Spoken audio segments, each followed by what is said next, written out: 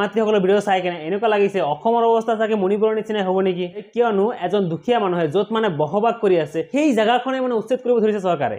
শিলহাকত বৰ্তমান যিটো উচ্ছেদ চলি আছে তাতে কিন্তু বহুত বাগা বাগা বিজেপি নেতাৰো মাটি আছে। সেইবিলাক ৱালত, সেইবিলাক মাটিত, সেইবিলাক বাউণ্ডাৰীত এটাও জেচিবিৰ আচৰ পৰা নাই। আৰু চাওক যিবিলাক দিন দৰিদ্ৰ, দিন আনি দিন খায়, যেনে তেনে চলি আছে, যেনে তেনে জীৱন নিৰ্বাহ কৰি আছে, সেইবিলাকৰ তাতে মানে এনেকুৱা উচ্ছেদ চলি আছে। কিয় এইখন চৰকাৰে মানে কি কৰিব ধৰিছে কওকচোন। কেইদিনমান আগতে শুনা পাইছিলো শিলহাকৰ যিখিনি মাটি আছে মাটিখিনি নেকি পাৰ্কৰ নিচিনা এটা জাগা বনাব, সেই ঠাইখিনি 400 কিমান কোটিত বোলে বিক্ৰী হ'ব। সেইটো কিন্তু অসমৰ মানুহে নাপায়, বাহিৰৰ কোনোবা এটা আদানী না আম্বানী সিহঁতে মানে মাটিটো কিনিব।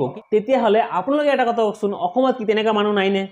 অসমত আছে, কিন্তু তাৰ মাজতে এটা কথা হ'ল যিবিলাক মানুহৰ ঘৰ এতিয়া ভাঙি উচ্ছেদ কৰি আছে সেইবিলাক মানুহ য'ত বহি আছে নহয় সেইখিনি জাগা য'ত নেকি পাৰ্কৰ নিচিনা বনাব সেইটো জাগা এৰিয়াটো নপৰে, তাতকে বহুত দূৰতে পৰে, তথাপি সেইখিনি জাগা ভাঙি আছে। কিয়?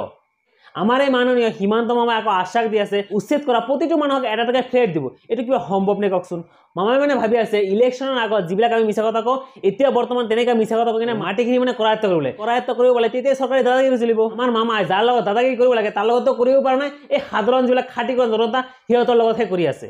তেতিয়াহ'লে আপোনালোকে এটা কথা কওকচোন, যিবিলাক নেকি দিন দৰিদ্ৰ মানুহ সিহঁতৰ ঘৰবিলাক যে উচ্ছেদ কৰি আছে সেইবিলাক মানুহক নেকি এটা এটাকৈ ফ্লেট দিব, আৰু সেইটো ফ্লেট কেতিয়া দিব তাৰ কোনো হিচাপে নাই। বৰ্তমান যিবিলাক দিন দৰিদ্ৰ মানুহ আছে এইবিলাক মানুহ ক'ত যাব কওকচোন? এইবিলাক মানুহে কি ৰাস্তা ঘাটে ভিক্ষা কৰি খাব নেকি? বৰ্তমান মামাই যিটো কাম কৰি আছে টোটেলি ৰং কৰি আছে। কিয়নো যিবিলাক নেকি বাগা বাগা বিজেপি নেতাৰ মাটি আছে টোটেলি উচ্ছেদ কৰিব লাগিছে। তেতিয়াহ'লে ক'লো হয় মামা এটা কাম কৰিছে, উচ্ছেদ কৰিছে, কিবা এটা কামত লগাইছে। সেইটোতো কৰা নাই, কাক কৰিছে? এই দুখীয়া দিন দৰিদ্ৰ মানুহবিলাকৰ ঘৰবিলাক ভাঙি আছে। যদি পাৰে আজবৰ য'ত মাটি আছে তাত ভাঙি দেখাওকচোন, আৰু বাগা বাগা যিবিলাক বিজেপি নেতাৰ মাটি আছে সেইবিলাক ভাঙি দেখাওকচোন। সেইবিলাকতো নোৱাৰে, কাক মাৰি আছে? এই দিন দৰিদ্ৰ খাটি খোৱা মানুহবিলাকহে মাৰি আছে।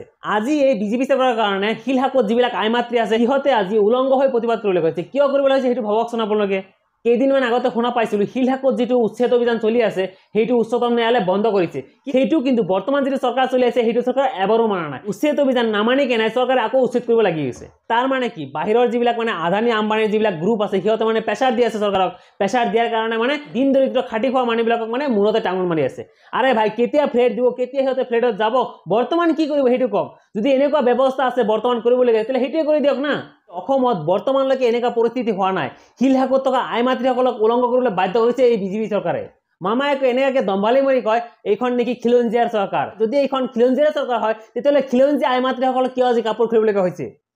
অসমখনত যদি খিলঞ্জীয়াৰ চৰকাৰ চলি আছে, অসমৰ অৱস্থা খিলঞ্জীয়াৰ অৱস্থা আজি এনেকুৱা কিয়? কেইদিনমান আগতে আমি চালো গৰুপুৰীত উচ্ছেদ অভিযান চলিছে, তাতে নেকি বাংলাদেশে আগ্ৰাসন চলিছে, যাৰ কাৰণে মানে উচ্ছেদ অভিযান চলিছে। ঠিক আছে এইটো মানিছো। বৰ্তমান শিলহাকত যিবিলাক বিলৰ ওচৰে পাজৰে বহি আছে বসবাস কৰি আছে সেইবিলাক মানুহ কি বাংলাদেশী নেকি? বৰ্তমান বিজেপি চৰকাৰে অসমীয়া খিলঞ্জীয়াৰ ওপৰত যিমানখিনি অত্যাচাৰ চলাইছে নহয় পৰৱৰ্তী সময়ত বিজেপি চৰকাৰে ইয়াৰ জবাব দিব লাগিব। তো গাইছ আপোনালোকক মই হাত জোৰ কৰি অনুৰোধ কৰিছো এইটো ভিডিঅ' সকলোৱে শ্বেয়াৰ কৰক। ধন্যবাদ সকলোকে। জয় অসম।